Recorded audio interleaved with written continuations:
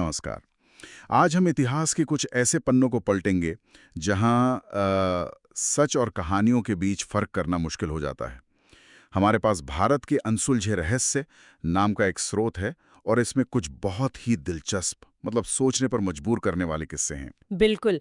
ये स्रोत उन घटनाओं और मान्यताओं को सामने लाता है जो पीढ़ियों से चली आ रही हैं और जिज्ञासा जगाती हैं।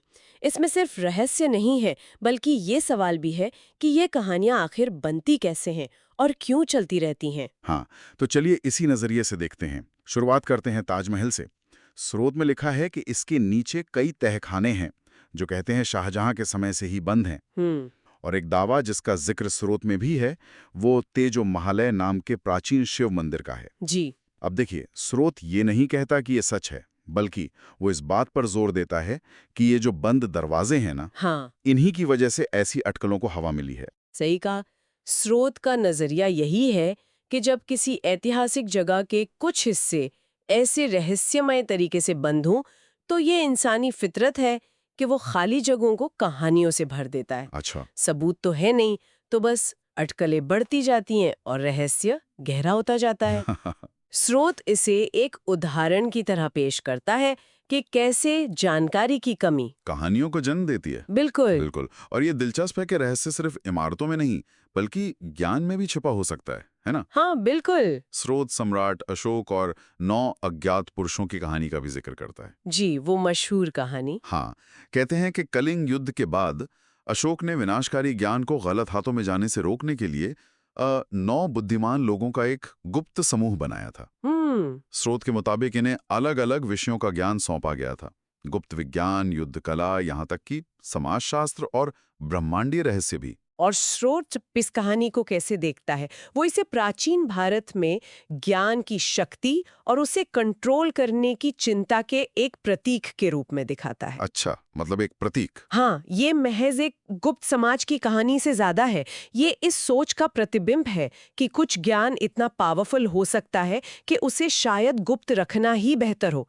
स्रोत इसे एक किंवदंती की तरह पेश करता है। ऐतिहासिक प्रमाण तो नहीं है इसके, सही। लेकिन एक विचार के तौर पर यह बहुत शक्तिशाली है।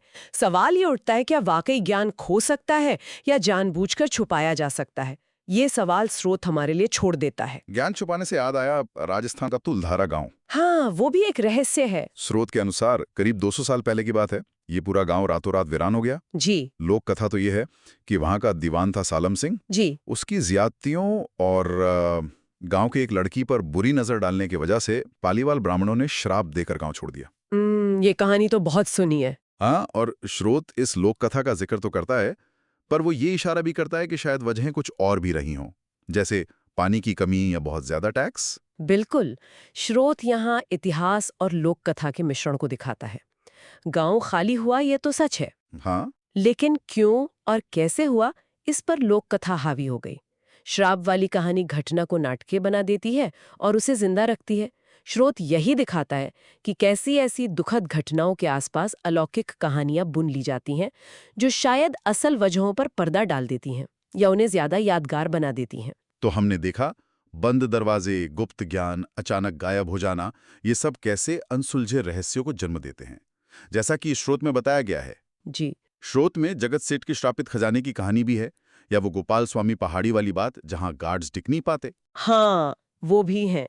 और ये सभी कहानियां, जैसा स्रोत पेश करता है, हमें सोचने पर मजबूर करती हैं कि हम अपने अतीत को याद कैसे रखते हैं।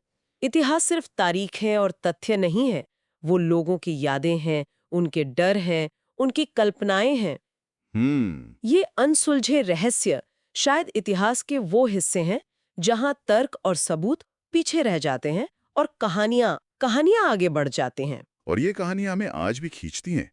स्रोत में हिमालय के गुप्त शहर श्याम्बल का जिक्र है, या प्राचीन भारत के कथित एलियन कनेक्शन की बातें भी हैं। हाँ, और भी बहुत कुछ है। तो अंत में सवाल यही बचता है। हाँ, सवाल ये है जो शायद स्रोत भी पूछना चाह रहा है। इन कहानियों में हम सच ढूंढ रहे हैं या अपने इतिहास के खाली पन्नों को भरने का एक तरीका। ये रहस्य हमें अपने ज्ञान की सीमाओं और हमारी कल्पना की उड़ान के बारे में क्या सिखाते हैं? सोचने वाली बात है।